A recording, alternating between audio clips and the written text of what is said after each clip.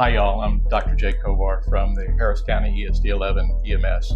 We're getting a lot of questions as we get into hurricane season about generator use. So we kind of dove into some of the issues, some of the complications. We're going to talk a little bit about generators. We're going to talk a little bit about safety. We're talking about a little bit toxic gases and the toxic gases you might encounter in your home or workplace. So to help us, we're actually here. We're going to talk to the Cypress Creek ESD 13 Fire Chief, Lance Wilson, and he can tell us a little bit about fire safety, smoke detectors, what we've got here and how they train. What we're in right now is we're actually in our, we call it the smokehouse. It's a training facility that we use that our firefighters can go in, and we can actually pump smoke throughout the entire house and go to zero visibility. The good thing is this smoke is non-toxic, but we can simulate that same toxic environment that allows us to help train for those types of situations. And we're going to talk a little bit about some of the equipment that we use and some things that you can put in your home that'll actually help protect you and save your family. So as we get into hurricane season and winter, a lot of people are concerned about power loss, electricity grid.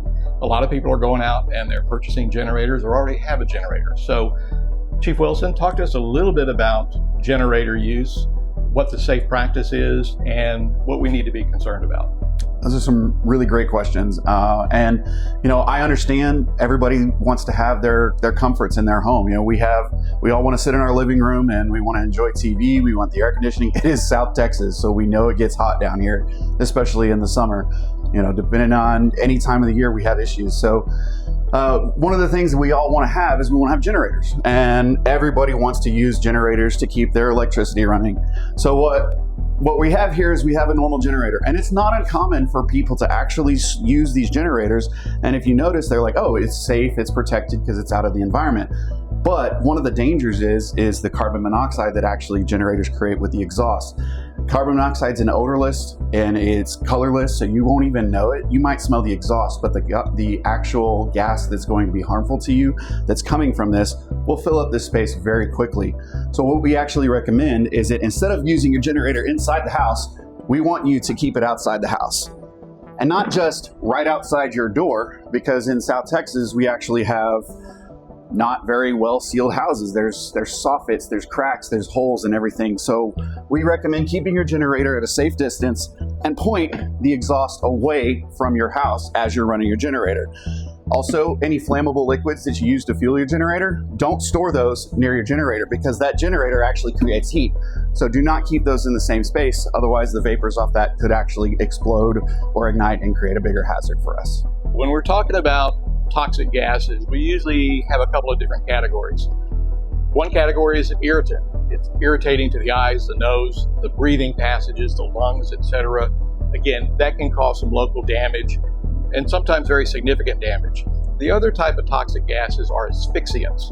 And again, they replace the oxygen you need in your air where you can't get adequate oxygen, or they poison your system where you can't use the oxygen in the air. One of the things that we tell people to do when they have an emergency with inhalation or carbon monoxide or even just a fire and the house is filling up with smoke, your first step is to get out of the house. We have lots of equipment that can help us get in to extricate, but can you tell me a little bit about what this equipment protects us from and how people can actually get hurt by that carbon monoxide or inhalation issues? Carbon monoxide is a gas that replaces the oxygen on your hemoglobin.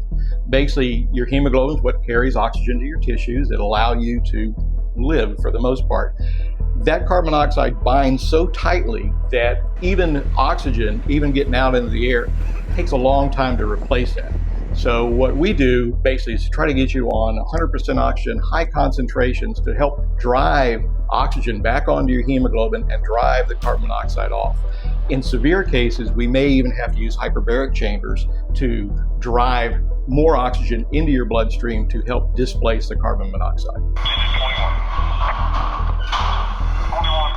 So we have two different pieces of equipment right here. One, we call this the sniffer. That's our term for it. But what this does is it actually measures hydrocarbons. It doesn't tell us specifically what we're looking at, but it can help us pinpoint a leak or anything that's in a small area so we can figure out where to isolate that leak from.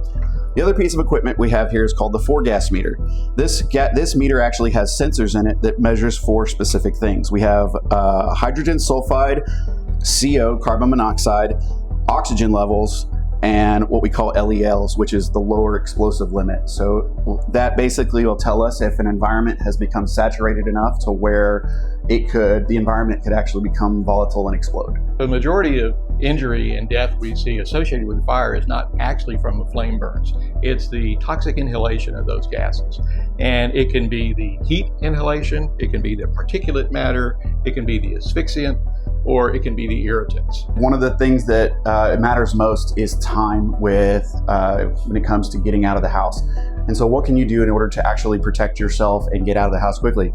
You can see right now that the area is actually starting to fill up with smoke, and that's the thing that's going to hurt you the most. The number one thing we recommend are smoke detectors in every home. You need to have these outside every bedroom, have them in every living area. This is what's going to give you early warning to escape and get out in a timely manner. If you're sleeping in your room with your door open, you're actually inviting that airflow into your space, which is really great for keeping it cool.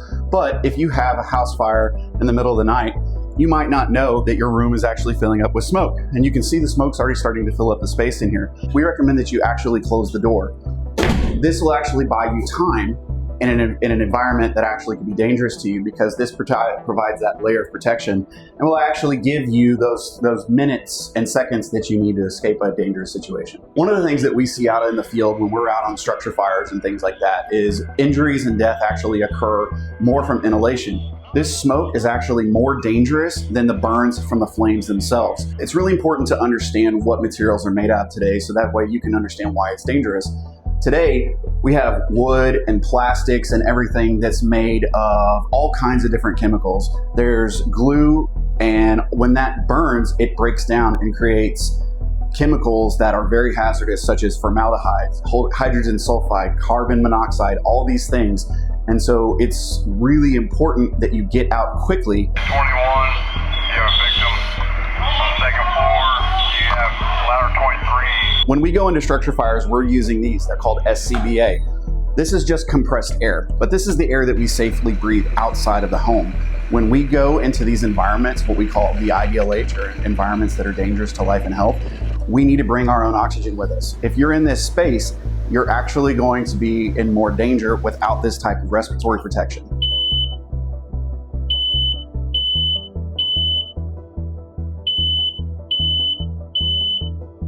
Chief Wilson, smoke detectors are really important to have in the home. Some smoke detectors have carbon monoxide detectors as well, and we know that they're available. Where should they be placed, and what's the most efficient use of a carbon monoxide detector?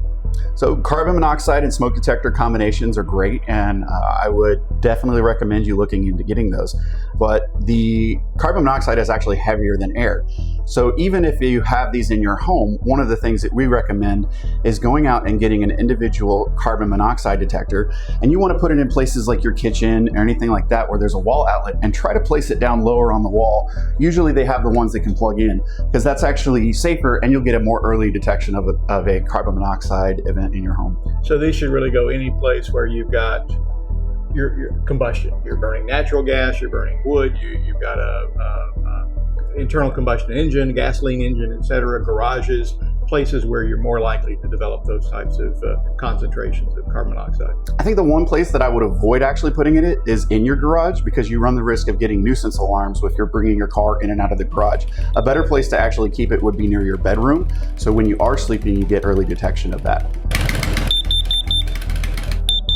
So when we're talking about toxic gases, we have to talk about things that are not associated with combustion and fire. A lot of the same chemicals used in terrorist warfare are easily encountered or created in the home or workplace by accident.